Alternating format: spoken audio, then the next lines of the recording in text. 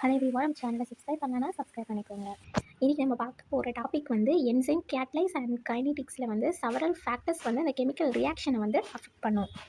இந்த ஃபேக்டர்ஸ் வந்து ஒரு என்சைமில் இருந்து ஒரு சப்ஸ்ட்ரேட் டு ப்ராடக்டாக கன்வெர்ட் ஆகிறதுக்கு வந்து இன்ஃப்ளூயன்ஸ் பண்ணுது.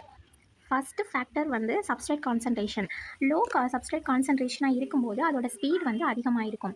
இதே அதிகமான சப்ஸ்ட்ரேட் கான்சன்ட்ரேஷன் இருக்கும்போது அதோட ஸ்பீட் வந்து ஸ்டேபிளாக இருக்கும். பட் என்சைம்ஸ் எல்லாமே ரொம்ப பிஸியாக இருக்கும். இதை வந்து மிக்கில்ஸ் அண்ட் மெண்டல் அவங்க ஈக்குவேஷனில் வந்து இந்த ரிலேஷன்ஷிப்பை பற்றி எக்ஸ்பிளைன் பண்ணியிருக்காங்க. இதை பற்றி நான் தனியாக ஒரு வீடியோ போடுறேன். நெக்ஸ்ட் வந்து என்சைம் கான்சன்ட்ரேஷன். சப்ஸ்ட்ரேட்ஸ் வந்து நிறைய இருந்து என்சைமும் அதில் நிறைய இருந்துச்சு அப்படின்னா அதோட ரியாக்ஷன் வந்து எப்படி இருக்கும்? ஸ்பீடாக இருக்கும். ஓகேவா?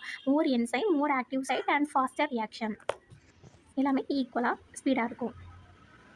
தென் வந்து ஒரு ஆப்டிமல் டெம்பரேச்சர் வர இதோட ஸ்பீட் வந்து அதிகமாக இருக்கும். இப்போ எக்ஸாம்பிளாக பார்த்தோம் அப்படின்னா ஹியூமனோட என்சைம் வந்து 37 டிகிரி செல்சியஸ் வர நல்ல ஸ்பீடாக இருக்கும்.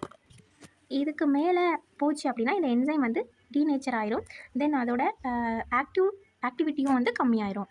அதே மாதிரி தான் இந்த பிஹெச்சுமே ஒவ்வொரு என்சைமுக்கும் ஆப்டிமல் பிஹெச் தான் இருக்கும். இதை விட அதிகமாக குறையா வரும்போது அதில் வந்து சேஞ்சஸ் நடக்கும். அதோட ஆக்டிவிட்டி குறையலாம், கூடலாம். நெக்ஸ்ட் ஃபேக்டர் வந்து ப்ரெசன்ஸ் ஆஃப் இன்ஹிபிட்டார்ஸ். இந்த காம்பிடேட்டிவ் இன்ஹிபிட்டார் என்ன பண்ணும் அப்படின்னா சப்ஸ்ட்ரேட்டோட ஆக்டிவ் சைட்டில் பைண்டாக காம்பிடேட் பண்ணும்.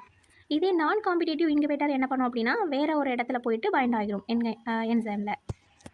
அன்காம்பிடேட்டிவ் இன்ஹிபிட்டார் என்ன பண்ணும் அப்படின்னா இது என்சைம் சப்ஸ்ட்ரேட் காம்ப்ளெக்ஸில் மட்டும்தான் போயிட்டு பைண்ட் ஆகும். இது வந்து கேஎம் அண்ட் விமேக்ஸ் ரெண்டையுமே வந்து டிக்ரீஸ் பண்ணிடும். விமேக்ஸ் அப்படின்னா ஒரு என்சைமோட மேக்ஸிமம் ஸ்பீடை தான் நம்ம விமேக்ஸ் அப்படின்னு சொல்லுவோம்.